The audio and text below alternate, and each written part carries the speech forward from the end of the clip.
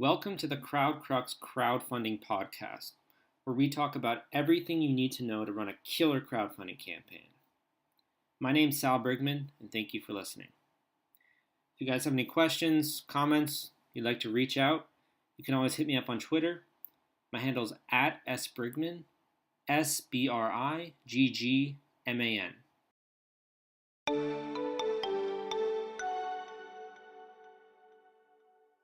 Okay, today we're talking with Michael Markarian. Michael launched the Mount Dream Kickstarter campaign and has managed to attract over 300 backers, or nearly 300 backers, and has raised $50,000 with 6 days left to go. So you can still find his campaign on Kickstarter and pledge to it this week. I'm going to talk with Michael a bit about his strategy he used to raise $50,000 in sort of a category that's less well known on Kickstarter, web-based products. So thanks so much, Michael, for coming on today. And I'd like to get started by asking you who you are and what the Mount Dream project is. Yeah, you got it. Thanks for having me, Sal. So I'm an entrepreneur based in Providence, Rhode Island. And just like many of the people listening to this podcast have concepts all the time, ideas all the time. But what I realized was what was stopping me from actually pursuing those ideas was this feeling of uncertainty. You know, you get an idea, you believe in it, you start asking your friends and family, but you get caught up because you don't actually know whether or not the idea is good. So that's really where Mount Dream came from. It was born out of necessity, wanting to know basically how the market's going to react to a concept before you actually invest heavily into it. And, with Kickstarter and other crowdfunding sites, and I can talk about this later, it's sort of a myth, the idea that you just throw an idea up there and then people come flooding in and you raise $1 million overnight. There's a lot that goes into it. So basically, Mount Dream was born out of that feeling of, is it even worth kickstarting? Is it even worth moving forward? Let me test to make sure it's worth it before I pursue it. I like that idea. It's very in line with sort of the lean startup movement. And absolutely. If I read correctly on your website, people who also are contributing to giving feedback on these ideas are also rewarded in some way? Is that absolutely, correct? Yeah. So we're actually ironing out the incentive system as we build it. So once we hit the 50,000, that capital we're using to develop, but we're also designing the product itself. So when you give feedback, you earn points. And you earn points only when you give helpful feedback, and then we reward people who have a reputation for giving helpful, thoughtful, honest, productive feedback, and anyone who just gives pointless feedback or like rude, negative feedback that's not productive, we just simply ban them from the site. That's awesome. That really is sort of in line with what Quora does, I think, where it sort of rewards users for answering helpful questions, and then they're used to credit to ask questions. I think that's a really model that's becoming more popular there. You got it, man. So I'm looking on KickTrack right now, and I see sort of a few different jumps and pledges that you guys have experienced throughout your campaign. Could you maybe talk a little bit about the launch process and how it's progressed since you've been live on the site? Absolutely, and I can tell you some things that I would do differently as well. So for starters, one of the most important things that I've learned through this process was the importance of lining people up in the beginning. So that's something I'd recommend anyone does when they're launching a crowdfunding campaign that I could have done a better job of, which is before you go live, months in advance, at least a month in advance, line people up so that the minute you go live, that first day you turn the switch on, you have a ton of people backing it, and that's going to help you move up organically in Kickstarter.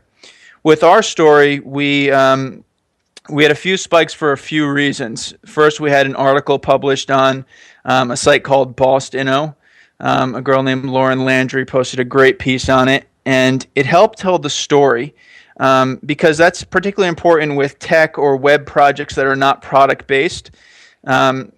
Having someone else tell the story for you is really important because most sales on Kickstarter, you're going to see a product, you're going to pre-order it, and it's done. That's really the ones that take off to the moon.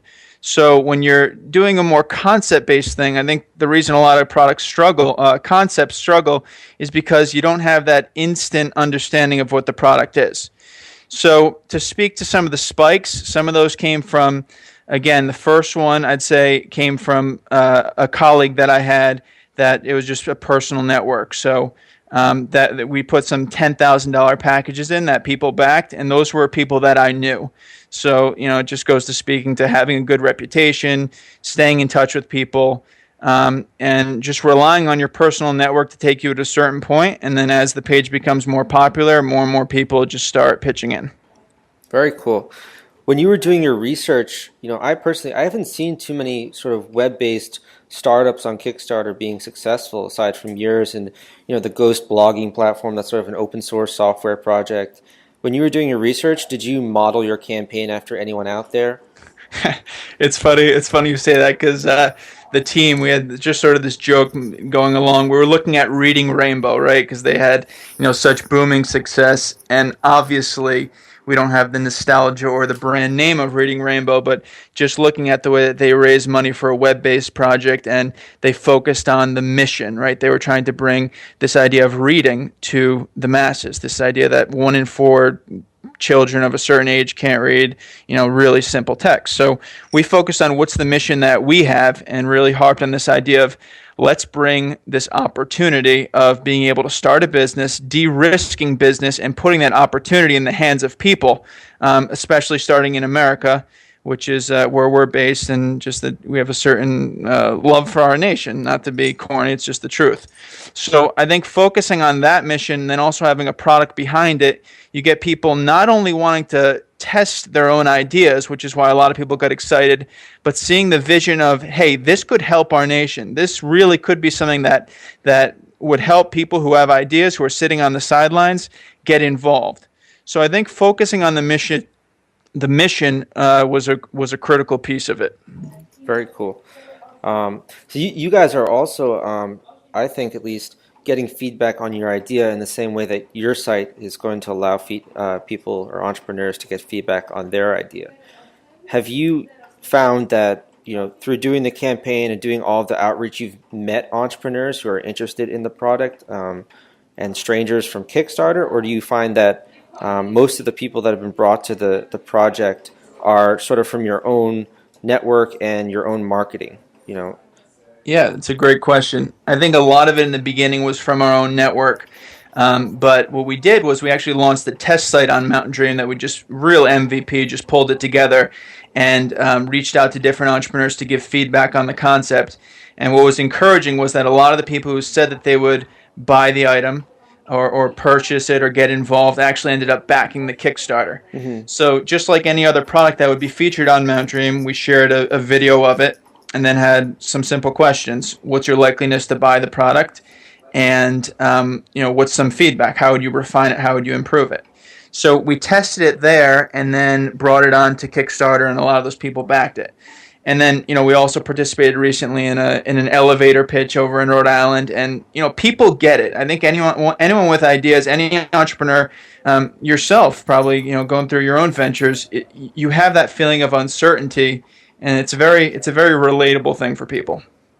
For me also, it's also collecting all of that feedback in one place and being able to analyze it. You get feedback here and there, and it's hard to sort of aggregate all of that information and make an informed decision. Very true. Yes, keeping it organized, and it can get overwhelming. You talk to one guy, you talk to the next, and like trying to remember what someone said specifically, and then a lot of that time that feedback is biased. So yeah. Mm-hmm. When I've been talking to other creators, one of the hurdles that they've mentioned sort of is education marketing, that a vast majority of their social network doesn't know what Kickstarter is or even how to pledge. Did you find that to be the case with your network, or were people sort of more savvy because it's more of a web-based sort of project? Yeah, so the people who are really excited about using the service did just fine, but you should expect, if you're going to reach out to friends and family or older mentors in business, a lot of them, what is Kickstarter? So you give the Kickstarter pitch over and over again of what it actually is, which is brilliant on Kickstarter's end because we're just spreading the word about their product. So we did face a little bit of that. Some people will say, "Hey, can I write you a check?" At which point you say, that would be great, thanks for the support, but we're trying to reach our goal, and you go through explaining that. So there's definitely a piece of that. Mm-hmm. One other thing, so when you're doing direct outreach, say to your social network, How are you doing it? Are you posting Facebook messages? Are you directly emailing people? Are you calling people up? How did you get the word out initially to that social network? Yeah, so this is something that I sort of played around with and tried to figure out the best way. So in the beginning, I was doing a lot of messaging and didn't want to be too pushy and so on. But then you get to a point where you say, look, I just put so much time into doing this. This is my next big move with my life. I'm trying to build a business here. And you'll be very I think as long as you haven't like abused your network and you've just been good to people, people are very willing to support it. So, guys from college, people I met in previous businesses, whatever it may be, they're excited. They want to hear news about you. So I did a lot of calls. I did some cold emailing to different like entrepreneurs who are also in the target market. So you're not spamming someone. You're giving them something that could be potentially really useful for them. Mm-hmm. So I'd say a combination of calls, personal emails. Tried not to do too many Facebook blasts because you don't want to just clutter people's feeds with things. But yeah, that's basically it. Cool. Well, I've also been looking into the sort of the breakdown for your campaign. We don't get too much information from creators on like the dashboard of where pledges are coming in from, which sources they're finding best, whether it's Kickstarter's discovery or a video posted on an external website. What kind of breakdown are you seeing for your project? Yeah, so a good amount of it has come, again, I said from personal networks. So you see a lot of direct traffic, Kickstarter.com. As far as the actual Kickstarter organic traffic, we're getting some, but we're not doing too well in the Magic rankings, which is actually a little surprising for whatever reason. Some ventures actually that have like very little funding are appearing higher than ours. So I want to learn more about that algorithm itself. It's kind of interesting. Mm-hmm. But a lot of it came from that article, and then a lot of it came from direct people. And then I've actually messaged some people on Kickstarter. So something I didn't know about is when you're running campaigns, there's this sort of inner community within Kickstarter where it's very normal for someone to reach out and they'll say, hey, I'm running this campaign. I'll back you. You back me. Let's support each other. And it's really good because the people who are posting on Kickstarter are naturally sort of attracted to our product in general because they might have many ideas. They might be, they might have had that thought that, hey, I can just post to Kickstarter and people will come flooding. And then when that doesn't happen, they say, hey, something like Mount Dream could also be a good way to line up people so that when I do turn the switch on, there are people to back it. Mm-hmm. So there's like this, people are constantly reaching out to me and vice versa, just saying like, how can we help each other, so on and so forth. And we've got quite a bit of backing that way as well. That's incredible, the community that they've been able to create there. It really is. It really is. You've got people, really believing in that vision of bringing creative projects to life. So you have people who are doing CDs that are reaching out to me, and I'll reach out to people, putting movies together, and like everyone shares that common goal of, hey, we're going for it. We're putting ourselves out there, and let's back each other to make it a reality. That's awesome. Have you used any sort of tools or I guess software products when you've been managing your project? Like I recommend Buffer, sort of the scheduling your social media tool. Have you used any when you've been like MailChimp, anything like that when you've been managing your project? Yeah, I've used Buffer because it's great. You can do some simple searches as to when people who would be interested in your product are most commonly on Twitter online, and then you can align your hashtags with that as you tweet. So Buffer's the best bet for that. There's also something called BackerHub, I believe, that I'm looking into, where they basically have collected a group of people who've backed 50 plus projects on Kickstarter. I'm actually considering doing a post with them there. But to be honest, there's so many tools, and Kickstarter is so popular, it's naturally going to be a place for innovation around the platform itself. But I think I'd recommend people just stick to the fundamentals of what makes a Kickstarter successful, which Kickstarter outlines very clearly in their guidelines, which is most of the traffic for most of the projects is going to come from people your own networks, and then it's from there about bringing press on board. And ideally, I'll correct that. I'll refine that. Ideally, it's a combination of your own networks and lining the press up day one to help you really push the project out. Mm-hmm. But for most people, the press is not going to come flooding. It's a small percentage of the products where where they get really well publicized, and then you think that that's the norm, sort of like just business in general. You see an overnight success and then think that's going to be you. So for most people, it's going to be lining up your own networks, and then these other tools can supplement and improve that and enhance that. Mhm. But I wouldn't depend on anything. You really got to kind of fend for yourself and put your best effort forward. That's a good point. The last question I want to ask you, when you were conceptualizing this project and looking to launch it on Kickstarter, did you ever have any thoughts for launching it on Indiegogo or an equity crowdfunding site or doing angel investment? What led that decision for you to go on to Kickstarter? Yeah, so it's a great question. So I naturally thought I wanted to take the same path with the Mountain Dream that other people are going to take with their own ideas by using Mountain Dream. So we built this test platform to test the Mountain Dream concept, and then at that point, I like the idea of going to a crowdfunding site. You don't have to put the cash out. You can really test for demand, and you can raise some capital that way to bring your dream to life. So I wanted to follow that same path of testing and then bringing it to Kickstarter. Kickstarter versus Indiegogo, I sort of went with Kickstarter because they're the brand name per se in the space. Indiegogo is great too.